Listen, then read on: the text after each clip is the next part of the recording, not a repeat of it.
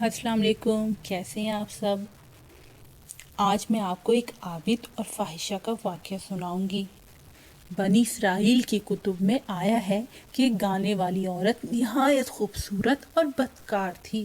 وہ ایک تخت پر ہمیشہ ناچتی رہتی تھی اور اس کا دروازہ ہمیشہ کھلا رہتا تھا۔ جو بھی ادھر سے گزرتا اس کی نگاہ اس پر پڑتی اور وہ اس پر فرفتہ ہو جاتا۔ چنانچہ وہ کم از کم 10 دینار لیے بغیر کسی بھی شخص کے پاس نہ جاتی تھی۔ ایک دن ایک اسرائیلی عابد وہاں سے گزرا، اس کی نظر اس پر جا پڑی اور وہ بھی اس پر دل و جان سے فرفتہ ہو گیا۔ چنانچہ وہ آئے بھرتا پھرتا تھا، اپنے نفس سے خوب جنگ کی۔ آخر اس کے لیے اس کے سوا کوئی چارہ نہ رہا کہ خدا کی بارگاہ میں دعا کرے کہ خیال اس کے دل سے نکل جائے اور وہ اس عورت کو بھول جائے۔ مگر اس عورت نے اس کے دل پر ایسا گہرا اثر ڈالا تھا کہ زائل نہ ہو سکا۔ چنانچہ اس نے سوچا کہ اپنا سارا مال و اسباب فروخت کر کے اس سے جو وصول ہوا اس کے ذریعے اس عورت تک رسائی حاصل کرے۔ چنانچہ اس نے ایسا ہی کیا۔ جب اپنا مال سب بیچ کر جتنا پیسہ اس کے پاس آیا وہ اس کے پاس لے کر گیا، تو عورت نے کہا کہ میری مطلوبہ رقم میرے وکیل کے پاس جمع کرا دو اور فلاں وقت آ جاؤ۔ چنانچہ اس نے روپیہ جمع کرا دیا اور وقت مقررہ پر اس کے پاس آیا۔ وہ عورت اس وقت بناؤ سنگھار کر کے تخت پر بیٹھی تھی۔ عابد بھی اس کے پاس تخت پر بیٹھ گیا اور اس کے ساتھ دل لگی کی باتیں کرنے لگا۔ اچانک اللہ تعالیٰ کی رحمت اس پر نازل ہوئی اور اس کی اطاعت و عبادت کے عوض خدا نے اسے اس بدی سے بچا لیا۔ وہ اس طرح کہ عابد کے دل میں خیال آیا، اگرچہ میں لوگوں سے پوشیدہ ہوں مگر خدا تو مجھے دیکھتا ہے، مگر میں نے حرام کاری کی تو میرے تمام اچھے عمل غارت ہو جائیں گے۔ اس خیال کے آتے ہی خوف الہی سے اس کا چہرہ فک ہو گیا۔ عورت نے معلوم کر لیا، پوچھا تجھے کس کا خوف ہے؟ اس نے جواب دیا، میں اللہ تعالیٰ سے ڈرتا ہوں، مجھے اجازت دے کہ میں فوراً یہاں سے چلا جاؤں۔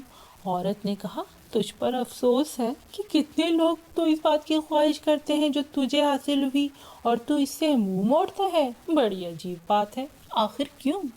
عابد نے جواب دیا، میں اللہ سے ڈرتا ہوں، جو مال میں نے تیرے وکیل کو دے دیا ہے وہ تجھ پر حلال ہے، تیرا ہو گیا، اور میں جاتا ہوں۔ عورت نے کہا، معلوم ہوتا ہے تو نے اس کا ذائقہ کبھی نہیں چکھا۔ اس نے جواب دیا، ہاں نہیں چکھا۔ عورت نے پوچھا، تم کہاں رہتے ہو؟ تمہارا نام کیا ہے؟ اس نے اپنا نام اور پتہ بتایا اور اپنی حالت پر روتا اور افسوس کرتا ہوا وہاں سے چل دیا۔ خدا کی قدرت کے اس عابد کے سبب سے اس عورت کے دل میں خوف الہی کا غلبہ پانے لگا۔ وہ دل میں کہنے لگی کہ اس شخص نے پہلی مرتبہ برائی کا ارادہ کیا تھا کہ خدا کے خوف سے ڈرنے لگا، اور ایک میں ہوں، اتنی مدت سے برائی کر رہی ہوں اور ابھی تک خدا سے نہیں ڈری، مجھے تو اس عابد سے کہیں زیادہ ڈرنا چاہیے۔